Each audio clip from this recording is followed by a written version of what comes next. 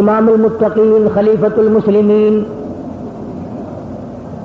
امیر المؤمنین قاتل المشرکین والزندیقین سیدنا ابو بکر صدیق رضی اللہ تعالی عنہ کی فضیلت اور مناقب ذکر کی تھی. ساری دنیا جب یہ ایام آتے ہیں، دن آتے ہیں تو یوم مناتے ہیں. 21 جمادی الاولیٰ چونکہ سیدنا صدیق اکبر کا یوم وفات ہے، اس لیے ایک تو یاد دہانی ہو جاتی ہے، دوسرے لوگوں کو ان حضرات کی کچھ قدر و قیمت معلوم ہو جاتی ہے.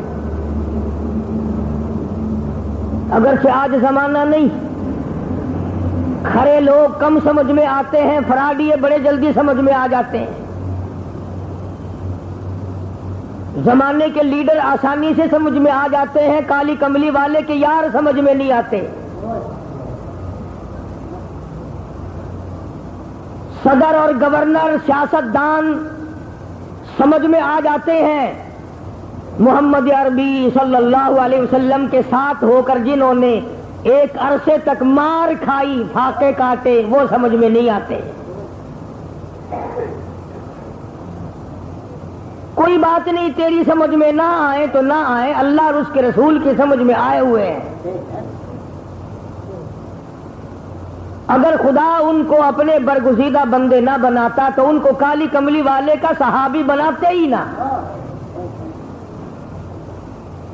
ہمارا تو یہ بھی یقین ہے کہ کوئی صحابی آدمی خود صحابی نہیں بنتا. اللہ جس کو ہدایت دے، خدا جس کو بنائے. اور وہاں کون سا مال لٹ رہا تھا جس کو حاصل کرنے کے لیے صحابہ کرام جمع ہو جاتے ہیں؟ بلکہ مکے والے بھی یہ مینا دیا کرتے تھے، بھوکوں کے ساتھ جا ملے ہو، غریبوں میں جا ملے ہو، فقیروں میں جا ملے ہو، آؤ سرداروں کے پاس آؤ، امیروں کے پاس آؤ. مکے کے مشرک اور کافر بھی مانتے تھے کہ غریبوں کا ٹولہ ہے، جانثاروں کی ایک جماعت ہے، غلاموں کی جماعت ہے. خود امام الانبیاء محبوب کبریا حضرت محمد مصطفیٰ صلی اللہ تعالی علیہ وسلم نے فرما دیا، لوگوں میرے تمام صحابہ میں، تمام امت میں سب سے افضل ترین مقام جناب ابو بکر صدیق رضی اللہ تعالیٰ عنہ کا ہے. آخری وقت ہے، مدنی کریم صلی اللہ تعالی علیہ وسلم کا بے ہوشی ہو کے جاتی ہے. فرما مری ابا بکر ان یصلی الناس، اے عائشہ صدیقہ رضی اللہ تعالیٰ عنہ، میرا پیغام جناب ابو بکر صدیق رضی اللہ تعالیٰ عنہ کی خدمت میں پہنچا دو، وہ میں محمد الرسول اللہ صلی اللہ علیہ وسلم کے مصلی پہ کھڑے ہو کر نماز پڑھائیں.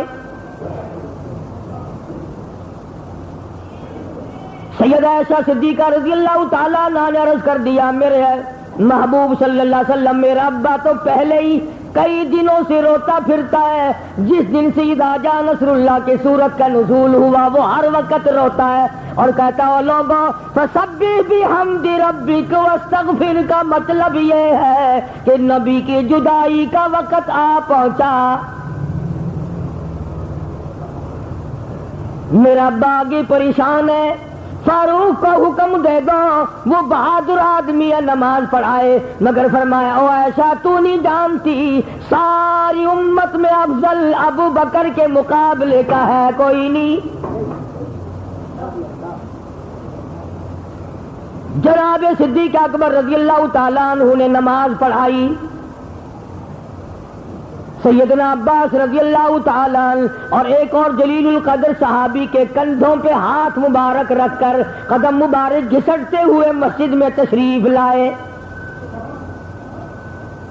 صدیق اکبر محسوس کر کے کہ سرکار مدینہ صلی اللہ تعالی علیہ وسلم تشریف لائے، آپ پیچھے ہٹنے لگی تو فرمایا، الزم مکانکا، الزم مکانکا، او ابو بکر اپنی جگہ ٹھہرے رہو، میں پیچھے نماز پڑھ کے ساری امت کو یہ ثابت کرنا چاہتا ہوں میرے مصلی پہ میرے بعد امامت بھی خلافت بھی تمام کا تمام ابو بکر صدیق رضی اللہ تعالیٰ عنہ کے حوالے ہے.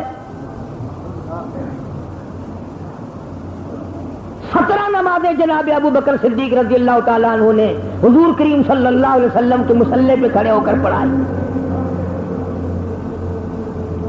رات کا وقت ہے. جناب عائشہ صدیقہ رضی اللہ تعالیٰ عنہ اور حضور اکرم صلی اللہ علیہ وسلم اپنے گھر کے آنگن میں کھڑے ہیں، صحن میں کھڑے ہیں، ویڑے میں. حضرت عائشہ فرماتی ہے رضی اللہ تعالیٰ عنہ کہ جناب امام الانبیاء صلی اللہ علیہ وسلم نے یوں آسمان کی طرف چہرہ انور اٹھایا. سید عائشہ فرماتی میں نے عرض کیا یا رسول اللہ کسی کی اتنی نیکیاں بھی ہیں جتنے آسمان کے ستارے؟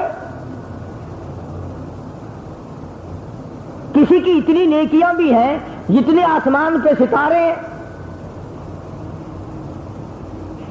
عائشہ صدیقہ رضی اللہ تعالیٰ عنہ فرماتی ہے کہ حضور کریم صلی اللہ علیہ وسلم نے فرمایا ہاں ان سے بھی زیادہ فاروق کی نیکیاں ستاروں سے بھی زیادہ ہیں. فاروق اعظم کی نیکیاں ستاروں سے بھی زیادہ ہیں. توجہ رہے گی تو بات سمجھ میں آئے گی. حضرت عائشہ صدیقہ رضی اللہ تعالی عنہا نے پھر عرض کر دیا کہ یا رسول اللہ صلی اللہ علیہ وسلم میرا ابا. پہلے تو پوچھا نا کہ کیا کسی کی اتنی نیکیاں بھی ہیں جتنے آسمان پہ ستارے ہیں گنتی کے اعتبار سے؟ تو حضور کریم صلی اللہ علیہ وسلم نے فرما دیا کہ فاروق اعظم کی نیکیاں اس سے بھی زیادہ ہیں. تو حضرت عائشہ صدیقہ نے پوچھا یا رسول اللہ میرا ابا یعنی ابو بکر کی نیکیاں؟ اب جواب سنو.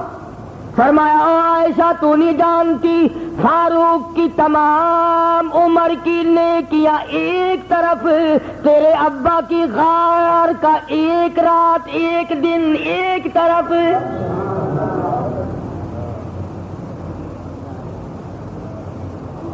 یعنی کیا کہنا تیرے ابا کا؟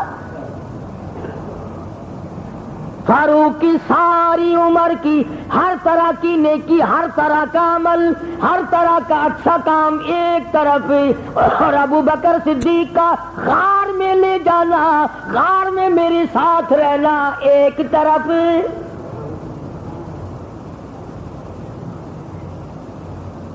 وہ ابو بکر جس نے خلافت کے بعد بھی عجب انداز دکھائے، خلیفہ بنا دیے. مدینہ منورہ کی گلی میں کسی آدمی نے آواز لگائی ہے کوئی مزدور، کوئی مزدور ہے؟ سامنے سے صدیق اکبر تشریف لے آئے رضی اللہ تعالیٰ عنہ. فرمایا کیا کام ہے؟ کہنے لگا میری بکری مر گئی ہے، وہ اٹھا کر مدینے سے باہر پھینک دی ہے. فرمایا کیا دو گے؟ کہ 4 آنے کے. چلو میں اٹھاتا ہوں.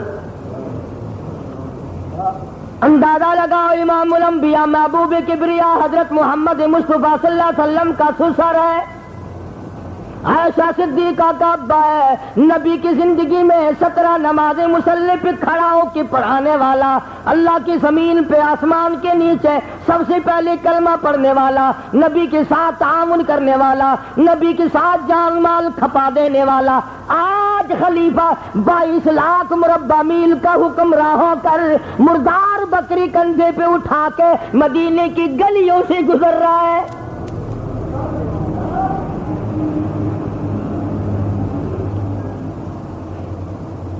آج تو 4 پیسے اگر آ جائیں، گھر کے لیے 1 کلو سبزی اگر لی ہے تو وہ بھی ہمارے گھر پہنچا کے آؤ بھائی. یعنی لوگ لنگڑے ہو گئے، للے ہو گئے، منڈے ہو گئے، اپنا کام کرنا بھی چھوڑ دیا. جناب امام الانبیاء محبوب کبریا حضرت محمد مصطفیٰ صلی اللہ تعالی علیہ وسلم کی ذات اقدس ساری کائنات کی سردار ہے، مگر آپ اپنا جوتا مبارک بھی خود ہی سی لیا کرتے تھے.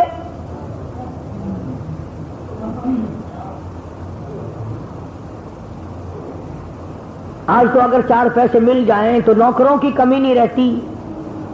جو پانی چھڑکنے والا ہے، یہ جھاڑو دینے والا ہے، یہ کار کی صفائی کرنے والا ہے، یہ کار چلانے والا ہے، یہ یوں کرنے والا، یہ یوں کرنے والا. بس ہمارا مطلب یہ نہیں کہ تم مزدور نہ رکھو، لوگوں کی روزی کا ذریعہ نہ بنو. تم اس لیے تھوڑے ہی کسی مزدور کو رکھتے ہو کہ اس کے بچے روٹی کھائیں گے، دعا دیں گے، بلکہ اپنی شہنشاہی جمانے کے لیے رکھتے ہو. اگر یہ نیت ہو جائے تو پھر کار خیر بن جائے کہ اللہ نے مجھے دولت دی ہے، مجھے کارخانہ دیا، مجھے مل دیا، مجھے فیکٹری دی، 10 آدمی 4 آدمی کام کریں گے، ان کے بچوں کو روزی ملے گی، اللہ پاک میرا بھی آخرت میں بھلا کر دے گا. تو اس لیے سے کون کرتا ہے؟ جناب ابو بکر صدیق رضی اللہ تعالیٰ عنہ کو روک لیا گیا، آپ ایسا کیوں کرتے ہیں؟ فرمایا مجھے اپنے بچوں کے لیے روٹی تو لانی ہے، مزدوری تو کرنی ہے، اب میں کاروبار کیسے کروں؟ تم نے میرے کندھوں پہ خلافت کا وزن رکھ دیا، اب میں تجارت کیا کرتا تھا، تجارت کروں تو یہ کام نہیں ہوتا، کیسے میں تمہارا کام چلاؤں؟ نبی کے جانشین کو دیکھو، مسلمانوں کا نبی کے بعد سب سے پہلا حکمراں مردار بکری اٹھا کر مدینے کی گلی سے باہر پھینکنے جا رہا ہے.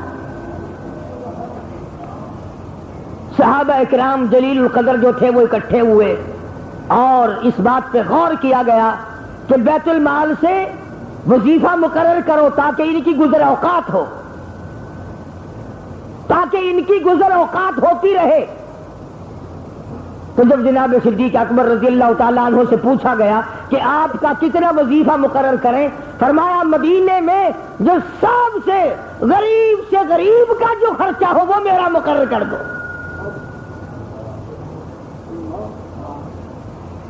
چنانچہ 7.5 آنے مقرر کیے گئے، گزر اوقات ہوتی رہی. ایک دن صدیق اکبر کی گھر والی نے میٹھا ہریرا بنا لیا. تم تو کہو گے کہ حلوہ کیوں نہیں کہتا؟ حلوہ کیسے کہوں، اس میں گھی کہاں تھا؟ ذرا سی چربی ڈالی، تھوڑی سی کھجوریں ڈال کر بچوں کے لیے میٹھا دلیا ہریرا بنا دیا تو صدیق اکبر کے سامنے بھی آیا. آج تو اچھا بھلا آدمی نہیں پوچھتا کہ میں نے گھر مٹھائی نہیں بھیجی، بالوشائی میں نے نہیں بھیجی، گلاب جامن میں لے کے نہیں آیا، یہ کھانے میں میرے سامنے کہاں سے آئی ہیں اور کیوں آئی ہیں؟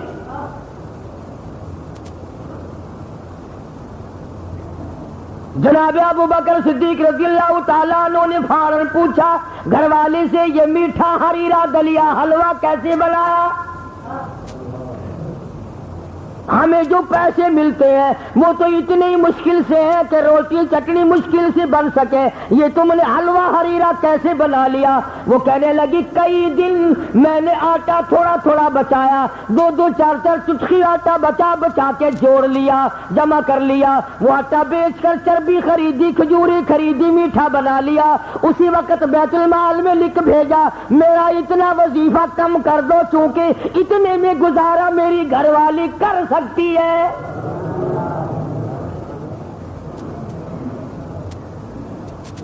کئی دن گزارا کیا ہے نا، لہذا اتنا کم کر دو.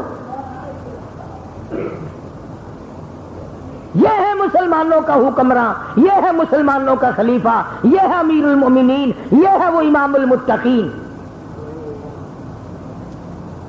صدیق اکبر جب خلیفہ بنے تو فاروق اعظم رضی اللہ تعالیٰ عنہ فرماتے ہیں میرے دل میں ایک بات آئی کہ لو بھی اب نیکیاں زیادہ کمایا کروں گا. یہ نہیں آگے آنے دیتا تھا کسی کو ابو بکر، اب پھنس گیا ہے خلافت میں، اب میں نیکیاں زیادہ کمایا کروں گا، یہ تو الجھا رہے گا، اس میں پھنسا رہے گا. چنانچہ مدینہ منورہ میں ایک بیوہ محتاج عورت تھی، بوڑھی مائی تھی ایک. فاروق اعظم رضی اللہ تعالیٰ عنہ فرماتے ہیں میں فجر کی نماز کے بعد گیا، مائی اپنا برتن دے دے میں پانی بھر کے لا دوں. اندر سے جواب آیا جزاک اللہ، اللہ پاک تجھے جزائے خیر عطا فرمائے، تجھ سے پہلے کوئی اور اللہ کا بندہ پانی بھی بھر گیا، کھانا پکا کر مجھے کھلا کر برتن مانج کے بھی رکھ گیا.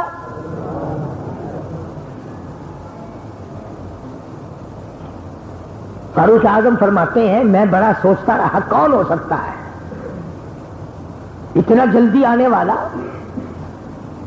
فاروق اعظم فرماتے ہیں کہ اگلے دن میں فجر کی اذان کے وقت آیا، نماز سے پہلے آیا. اور بوڑھی مائی کے دروازے پہ کھڑے ہو کر آواز لگائی برتن لا میں پانی بھر کے لا دوں. آواز آئی جزاک اللہ, اللہ پاک تجھے جزائے خیر دے, ارادے کا نیکی کے جو نیت کی اللہ تجھے اس کا بدلہ دے. اور یاد رکھ کہ تجھ سے پہلے کوئی اور سارا کام کر کے چلا گیا.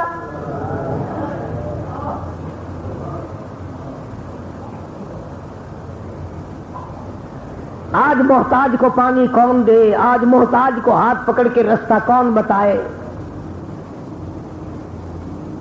ڈنڈے سوٹے کے ہم سب مرید ہیں, جدھر ڈنڈا ہوگا ادھر تھوڑے سے جھکیں گے, جدھر ہمیں کچھ معمولی معاملہ نظر آئے گا اس طرف تو جانے کو تیار ہی نہیں.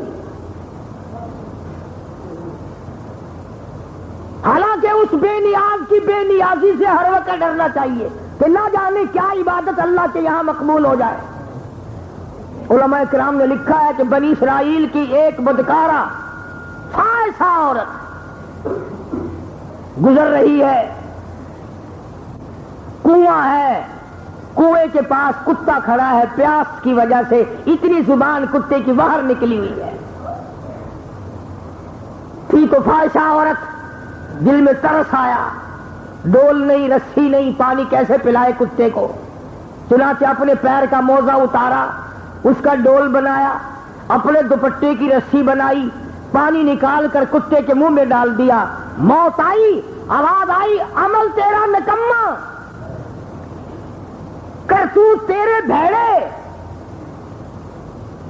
کردار تیرے سیار غلط. پر ایک دن تو نے ایسی نیکی کی, تو نے میرے کتے پہ ترس کھایا, جا میں نے تجھ پر رحم کر دیا.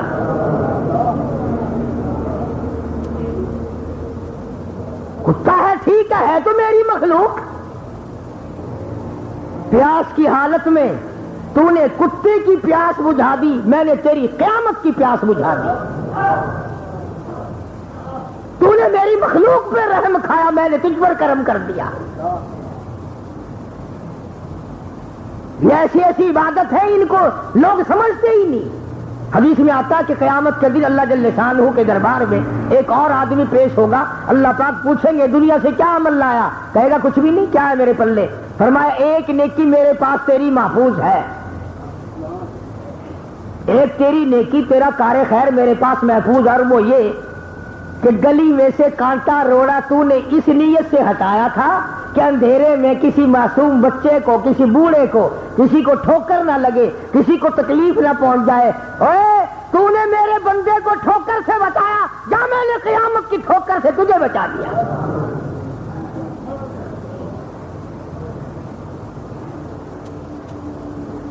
ایسی ایسی باتوں کی طرف تو تمہارا دھیان ہی نہیں ہوتا. ارشاد فرمایا مدنی کریم صلی اللہ تعالی علیہ وسلم نے قیامت کے دن ایک آدمی پیش ہوگا, اللہ پاک فرمائیں گے جا میں نے تیرے عیبوں پہ پردہ ڈال دیا, تو نے ایک دن میرے فلاں بندے کے عیب پہ پردہ ڈالا تھا. کسی کا عیب دیکھ لیا, کسی گناہ میں مبتلا دیکھ لیا, اسے رسوا نہ کرو, اسے لوگوں میں ذلیل نہ کرو, علیحدگی میں سمجھاؤ. اللہ پاک فرماتے ہیں تو نے میرے بندے کے عیب کجے, میں نے تیرے عیبوں کو کج دیا. اور ایک اور بندے کے بارے میں آتا ہے کہ تو نے میرے بندے کے عیب پھیلائے, جہاں میں نے تیرے دفتر کھول کے رکھ دیے. تو آدمی اپنے لیے سوچے. چنانچہ فاروق اعظم رضی اللہ تعالیٰ عنہ فرماتے ہیں میں تیسرے دن فجر کی اذان سے کافی پہلے گیا. دیکھا اتنے بڑے بڑے صحابی, اتنے بڑے بڑے اللہ والے غریبوں محتاجوں بیواؤں کی خدمت کرتے ہیں, ایک تم ہو جو باپ کو گلاس پانی دینے کے لیے تیار نہیں ہو. روٹی کھانے بیٹھتے ہو, کبھی پوچھا کہ ابا نے کھائی کہ نہیں؟ کبھی پوچھا ہے اپنی اماں کے بارے میں کہ اماں نے روٹی کھائی کہ نہیں؟ بیگم کو تو کہتا ہے کہ آ جا میرے ساتھ روٹی کھا. کبھی ماں کے پاس بھی گیا کہ اماں آ جا میں تیرا بیٹا ہوں, میرے اور تیرے ہاتھ میں لقمہ ہوگا تو لطف آئے گا.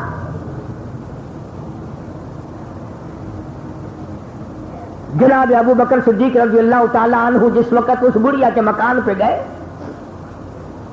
فاروق اعظم فرماتے ہیں میں دروازے پہ بیٹھا ہوا تھا، ایک آدمی آیا، دونوں کاندھوں پہ بڑے بڑے پانی کے گھڑے رکھ کے لایا، بڑھیا کے مکان میں داخل ہو گیا، میں دروازے پہ بیٹھ گیا، آج پکڑوں گا یہ کون ہے جو مجھ سے پہلے اس اتنا سبقت کرتا ہے نیکی کمانے میں۔ فاروق اعظم فرماتے ہیں جب باہر نکلے تو میں نے پلہ پکڑا کہ اللہ والے تو ہے کون؟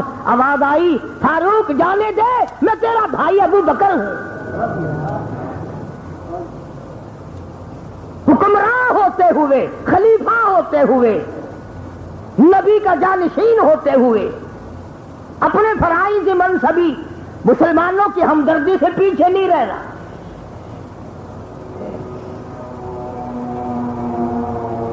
جناب ابو بکر صدیق رضی اللہ تعالی عنہ کے پاس ایک غلام تھا جو کمائی کر کے لا کے دیا کرتا تھا۔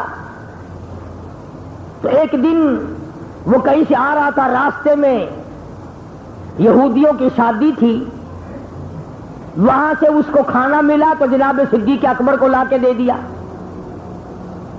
علماء نے لکھا کہ 3 دن کا فاقہ تھا صدیق اکبر کا، اور وہ 1-2 لقمہ کھا لیا، پہلے نہیں پوچھا، مگر جب کھا بیٹھے تو پوچھا کہ تو کہاں سے لایا تھا، یعنی یہ کھانا کس طرح کمایا۔ آج ہم پوچھتے ہیں کسی سے کہ یہ جو ختم دلوانے کے لیے تم نے ایک کھانے کے بجائے 85 کھانے بنائے ہیں، یہ کہاں سے لائے ہو؟ چوری کر کے لائے ہو، ٹھگی مار کے لائے ہو، قرض نکلوا کے لائے ہو، یتیموں کا مال ہڑپ کر کے لائے ہو، لائے کہاں سے ہو؟ سانوں کی اسی تو جھرلو پھیرن والے ہیں نا، بلڈوزر پھیرنا جانتے ہیں، صرف ہمیں کسی یتیمہ دا لیاؤ، مسکینہ دا لیاؤ، غریبہ دا لیاؤ، قرضہ کلا کے لیاؤ، سود دا کما کے لیاؤ صحیح۔ قرآن کہتا ہے ان الذین یاکلون اموال الیتامی ظلما انما یاکلون فی بطونہم نارا وسیصلون سعیرا۔ اور لوگوں یتیموں کا مال نہ کھایا کرو، یہ چاول نظر آتے ہیں، گوشت نظر آتا ہے، خدا کہتا ہے پر حقیقت میں جہنم کے انگارے ہیں۔ کون پرواہ کرتا ہے؟ آئے گی قبر تو لگے گی خبر، موت آئے گی تو یہ ساری چیزیں روزے روشن کی طرح سامنے آ جائیں گی۔ تو اس غلام سے پوچھا جناب صدیق اکبر رضی اللہ تعالیٰ عنہ نے کہ تو یہ کھانا کہاں سے لایا تھا؟ تو کہا میرے واقف ہیں یہودی، میں ان کے پاس سے گزر رہا تھا، ان کی شادی تھی، انہوں نے مجھے بھی کھلایا اور کچھ کھانا ساتھ بھی دے دیا۔ فرمایا لا حول ولا قوت الا باللہ، تو یہودیوں کا کھانا مجھے کھلاتا ہے۔ حلق میں انگلی ڈال کر قے کرنے لگے۔ اب خالی پیٹ میں اگر 1-2-4 لقمے چلے گئے وہ قے کیسے ہو؟ کسی نے مشورہ دیا کہ اگر قے کرنی ہے تو اور پانی پیو، پانی پیالے پی پی کر حلق میں انگل مار مار کر صدیق اکبر نے اس کھانے کو جب تک باہر نکال نہیں دیا چین نہ آئی۔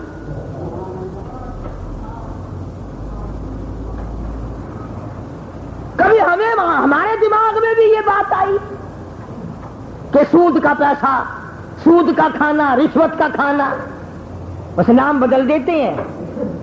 آج رشوت کا نام لوگوں نے چائے پانی رکھ رکھا ہے، اور حضور ہم رشوت تھوڑے دینے قابل ہے، توبہ توبہ توبہ، یہ تو آپ کا چائے پانی ہے۔ اور میں یہ کہتا ہوں کہ